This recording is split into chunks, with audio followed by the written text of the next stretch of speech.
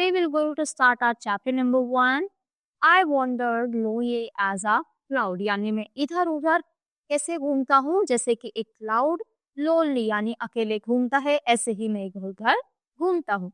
और आज का हमारा थीम होने वाला है नेचर, यानी जो हमारे आसपास की सराउंडिंग्स होती हैं, ट्रीज होते हैं, उसके बारे में हम पढ़ेंगे। तो इस चैप्टर में यानी इस पोएम में हम क्या क्या पढ़ने वाले हैं? Students will be able to understand the beauty of nature, यानी जो हमारी नेचर की ब्यूटी है वो क्या है, बहुत ही सुंदर है, वो बहुत ही ब्यूटीफुल है, वही हम इस चैप्टर में पढ़ेंगे। Students also will encourage to look after the nature more, यानी इससे बच्चे क्या होंगे, एनकरेज भी होंगे कि हम ये इतना ब्यूटीफुल है तो हमें इसे बचाना भी चाहिए, इसकी केयर भी करनी चाहिए, इसकी देखभाल भी करनी चाहिए। तो देखो अब हमारे नेचर में क्या होते हैं, ट्रीज होते हैं, और ट्रीज से हमको क्या क्या मिलता है? ट्रीज से हमको फ्रूट्स मिलते हैं, वेजिटेबल्स मिलते हैं और फ्लावर्स भी मिलते हैं। तो देखो ये फ्लावर्स हैं, इनके आपको सबके नेम्स लिखने हैं। जैसे ये कौन सा हुआ हमारा लोटस, और इधर वाला है हमारा मैरीगोल्ड। तो ये सारे ही आपको कंप्लीट करने हैं। चलो अपनी पोएम स्टार्ट करते हैं। I wandered lonely as a cloud that floats on high over valleys and hills. तो देखो यहाँ पे क्या होता है कि मैं अकेला की घूम रहा हूँ, ऐसे क्लाउड्स यानी बादलों की तरह, जो क्या है, जो इधर उधर घूम रहे हैं। कहाँ कहाँ? बड़े बड़े जो पहाड़ होते हैं, जो वैलीज होती हैं, उनके इधर उधर वो घूमते रहते हैं। When all at once I saw a crowd, a host of golden daffodils beside the lake, beneath the trees, fluttering and dancing in the breeze. तो जो भी मुझे ऊपर से दिखाई देता है वो सिर्फ और सिर्फ क्या है, एक बहुत ही ज्यादा क्राउड यानी झुंड दिखाई देता है। किसका? डेफोडिल्स का, यानी फ्लावर्स को हम बोलते हैं। तो फ्लावर्स का दिखाई देता है, जो क्या है, जो लेक के आसपास हैं और जो कुछ पेड़ के नीचे हैं और इधर उधर कुछ हवा में ही डांस कर रहे हैं। अब जैसे कुछ फ्लावर्स होते हैं वाटर में होते हैं, जैसे लोटस, कुछ ट्रीज के ऊपर होते हैं, और कुछ की क्या चलती है, बेल चलती है ब्रांच की तरह। तो ऐसे ही बताए कि सिर्फ मुझे फ्लावर्स दिख रहे हैं, कुछ तो वाटर में, कुछ ट्री के ऊपर और कुछ इधर उधर जो हवा में डांस कर रहे हैं। Continuous as the stars that shine and twinkle on the Milky Way. तो मिल्की वे किसको बोला जाता है? जैसे हमारी जो गैलेक्सी है उसका नाम है milky way.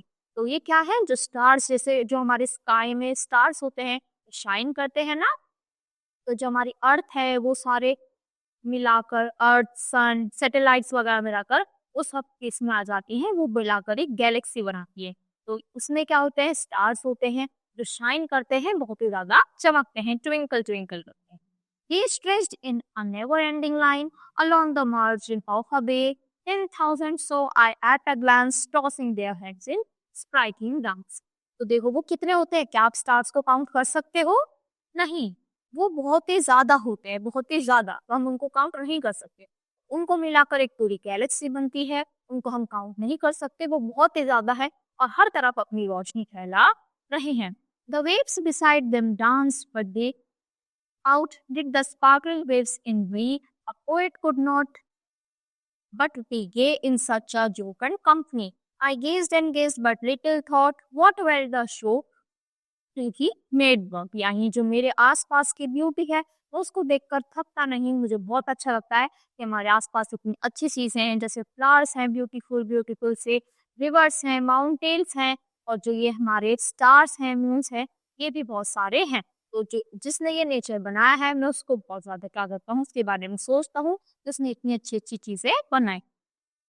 For off when on my couch I lie in vacant or in pensive mood, the day flash upon that inward eye which is the bliss of solitude, and then my heart with pleasure fills and dances with the daffodils. तो जब मैं अपने couch पे आकर यानी अपने सोफे पर आकर बैठता हूँ तो मुझे वो सारी चीजें वापस से माइंड में रिमाइंड होने लगती हैं कि जो इतनी सारी चीजें हैं वो क्या है, एक किसकी तरह है, मतलब जो हमें अच्छी चीज मिली है उसकी तरह मिल गई है। तो हमें क्या करना चाहिए ताकि वो आगे तक रहे, सही सलामत रहे, उनकी केयर करनी चाहिए। और मेरे को तो वो सब चीजें दिखने लगती हैं।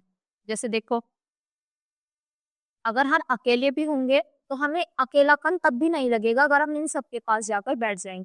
तो देखो कहीं पे शांत वातावरण होता है, मेडिटेशन करने में भी हमें अच्छा लगता है, क्योंकि हर तरफ क्या है, सुबह सुबह अगर हम मॉर्निंग में जाएंगे कहीं शांत जगह में तो क्या लगेगा, जिस जो फ्रेश एयर होती है वो हम फील कर सकेंगे।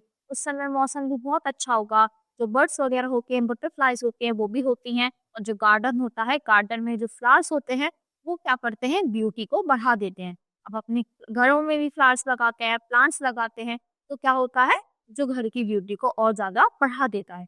तो जो ये नेचर है ये बहुत ही ज़्यादा ब्यूटीफुल है, और हमें इसको गंदा नहीं करना चाहिए, इसको साफ करना चाहिए, नीट एंड क्लीन रखना चाहिए। क्यों? क्योंकि उससे हम भी हेल्दी रहेंगे और जो एनवायरनमेंट है वो भी साफ-सुथरा रहेगा। I hope you understood this poem. That's all for today. Thank you.